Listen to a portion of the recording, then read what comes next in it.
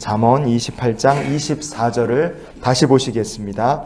부모의 물건을 도둑질하고서도 죄가 아니라 하는 자는 멸망받게 하는 자의 동륜이라. 아멘.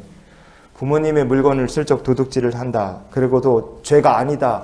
만약 이렇게 생각하는 사람이 있다면 그 사람은 사탄마귀, 멸망하게 하는 자, 사탄마귀와 똑같은 동류라고 할 수 있습니다. 그래서 오늘 본문은 그런 사람을 가리켜 멸망받게 하는 자의 동류다 이렇게 말씀하는 거죠. 성경은 도둑질이 분명히 죄라고 말씀합니다. 출애굽기 신명기에 보면요, 각각 하나님께서 도둑질하지 말라고 말씀하셨어요. 하나님께서 도둑질한 사람은 죄라고 말씀하셨기 때문에 만약에 범죄했다 그러면 배상까지 하라고 하나님 말씀하셨어요.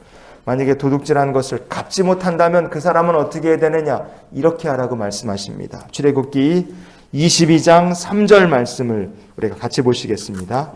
배상할 것이 없으면 그 몸을 팔아 그 도둑질한 것을 배상할 것이요. 아멘. 성경은 배상할 것이 없으면 그 몸을 팔아서라도 도둑질한 것을 배상해라 이렇게까지 말씀하십니다. 이렇게까지 철저하게 하나님께서 이스라엘 백성들 가운데 도둑질, 즉 죄악된 삶이 아예 싹이 트지 못하도록 이렇게 엄하게 하나님께서 말씀을 하신 거예요.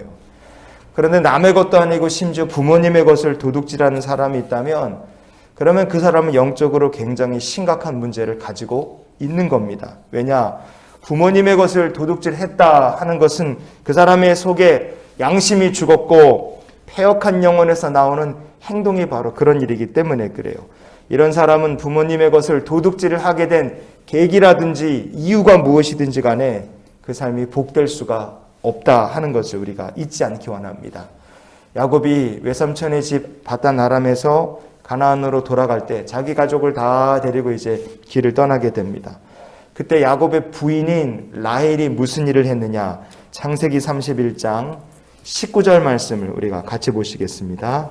라헬은 그의 아버지의 드라빔을 도둑질하고 그랬어요. 라헬은 아버지 라반이 소중하게 여기던 드라빔이라는 우상을 도둑질했습니다. 나중에 라반이 야곱 식구가 주랭랑을 쳤다는 걸 알고 쫓아왔을 때 야곱을 붙잡은 다음에 라반이 한 일 중에 하나가 뭐냐? 자기 드라빔 없어진 걸 야곱의 식구들 온 짐을 다 샅샅이 수색하면서 뒤졌어요. 그때 라헬은 어떻게 했느냐? 자기가 훔쳐왔잖아요. 그런데 라헬은 이렇게 했습니다. 창세기 31장에 34절 그리고 35절을 우리가 이어서 계속 보시겠습니다.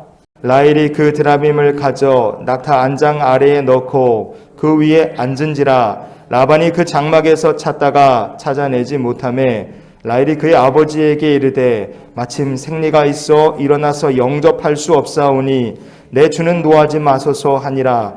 라반이 그 드라빔을 두루 찾다가 찾아내지 못한지라 그랬어요.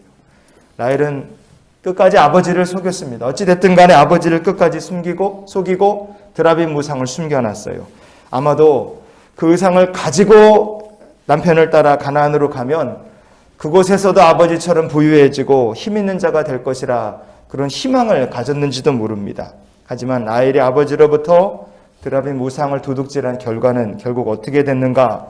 라헬은 얼마 후에 둘째 아들 베냐민을 낳으면서 엄청 크게 고생을 했습니다. 그리고 아이를 낳은 후에 이른 나이 안타깝게도 세상을 떠나고 말아요. 아버지의 물건을 도둑질한 다음에 그리 시간이 많이 지나지 않은 시점에서 라헬이 죽었다 하는 게 참 이게 공교롭습니다. 성도 여러분, 세상을 하나님의 나라로 일구어 가라. 하나님께서 우리를 그렇게 부르셨어요. 그렇기 때문에 사명자로서 이 세상을 향한 복음의 일꾼으로 사는 성도들에게 있어서 가정이라 하는 것은 사역의 시작이고 그리고 또한 사역의 마지막이 되는 줄 믿습니다. 그래서 우리가 정말로 복된 하나님의 백성이 되기를 원한다면 우리가 이 말씀을 기억하며 늘 살았으면 좋겠어요. 오늘 말씀의 결론으로 디모데전서 5장 8절 말씀을 같이 보시겠습니다. 누구든지 자기 친족, 특히 자기 가족을 돌보지 아니하면 믿음을 배반한 자요 불신자보다 더 악한 자니라. 아멘. 부모님의 것을 도둑질하는 사람이 있다면 이 사람은 자기 가족을 돌보지 않는 사람이 맞습니다. 이런 사람은 믿음을 배반한 자다. 이런 사람은 불신자보다 더 악한 사람이다. 성경의 말씀을 우리가 기억했으면 좋겠습니다. 부모의 것을 도둑질한 자, 그래서 그를 기다리는 것은 지옥불의 심판이에요. 그래서 우리가 이런 기도로 오늘 하루의 삶을 살았으면 좋겠어요.